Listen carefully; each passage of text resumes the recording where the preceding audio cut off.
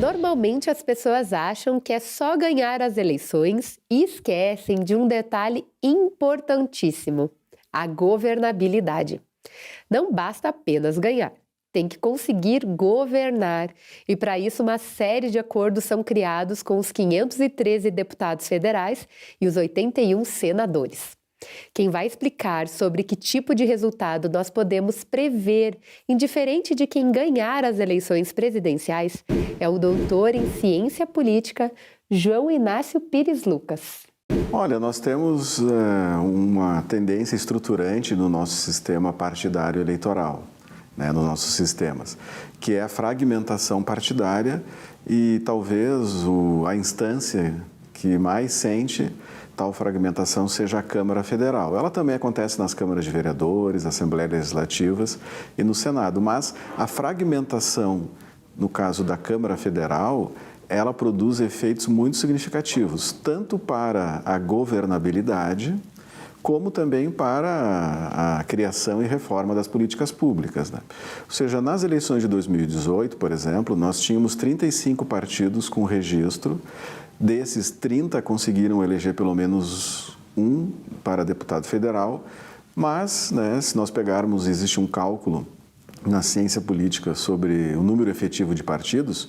Nas eleições de 2018, tínhamos então, né, tão logo a eleição foi escrutinada, 16,5 partidos efetivos. Vejam, né, nós tínhamos 35, dos 35, 30 conseguiram eleger algum deputado, e desses 30 partidos, 16,5 eram realmente efetivos. Ou seja, tivemos quase uma quebra pela metade, mas esses 16,5 supera no dobro o país que tem um parlamento mais dividido, com partidos, no caso da Bélgica, da Argentina, que tem 7, 8, né? Então, o Brasil ele tem uma fragmentação muito grande que faz com que o Brasil seja um país com uma grande representatividade do ponto de vista ideológico, de minorias, né? Temos um problema da representatividade feminina, mas do ponto de vista, né, dos estados, das ideologias, das bancadas, temos até relativamente uma boa representatividade. O problema é que essa representatividade toda, ela afeta negativamente a governabilidade, no sentido de que o sistema governamental, sempre combinado entre o executivo e o legislativo, ele dificilmente tem as mesmas maiorias. Ou seja, no âmbito das eleições, nós temos as coligações. E dificilmente a coligação que vence as eleições para a presidência, assim como em relação aos estados, os municípios, muitas vezes temos prefeitos, governadores, né, que são eleitos com uma maioria de votos assim, bem expressiva e que tem minoria assim, de partidos apoiando nas assembleias legislativas e câmaras de vereadores.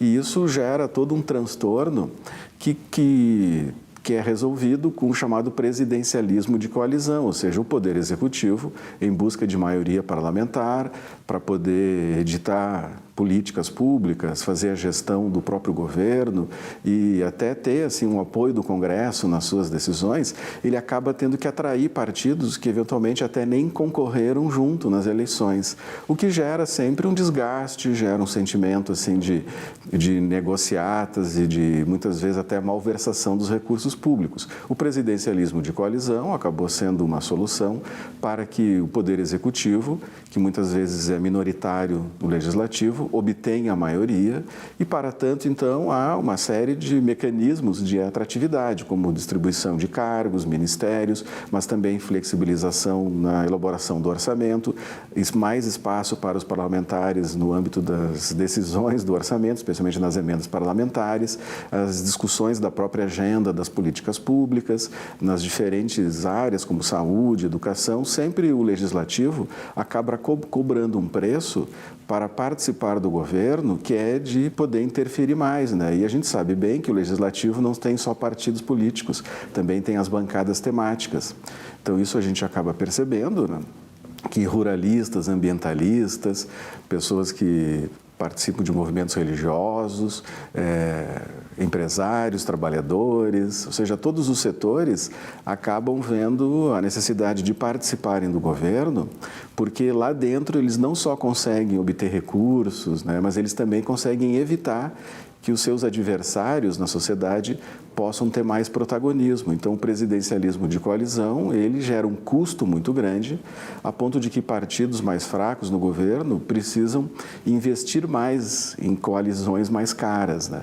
E, na verdade, essa é uma tendência estrutural que ela dificilmente não se repetirá nas próximas eleições, e esse processo do presidencialismo de coalizão, ele acaba afetando não só o funcionamento do Congresso e do governo, mas também a própria criação e reforma das políticas públicas, ou seja, muitas vezes o cidadão que demanda uma determinada política pública acaba ficando esperando, ou tendo que esperar, porque justamente os partidos, o executivo, o legislativo, eles têm que se acertar, né? Então, eu diria que esse é um resultado, né, assim, de um panorama pós-eleitoral que deverá acontecer no Brasil e que acabará afetando profundamente o nosso sistema parlamentar e governamental, independentemente das eleições majoritárias, da eleição para a presidência, que sempre é aquela que chama mais atenção e que desperta o maior, assim, conflito e interesse na sociedade, né?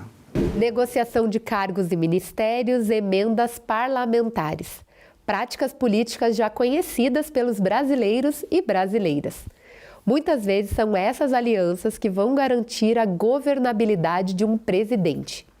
O último vídeo que encerra o projeto Nosso Voto, Nossa Voz é com a assessora política, advogada e coordenadora do projeto, Andressa Bosler, que vai conversar com a gente sobre a alienação eleitoral. A gente te espera. Nosso voto, nossa voz.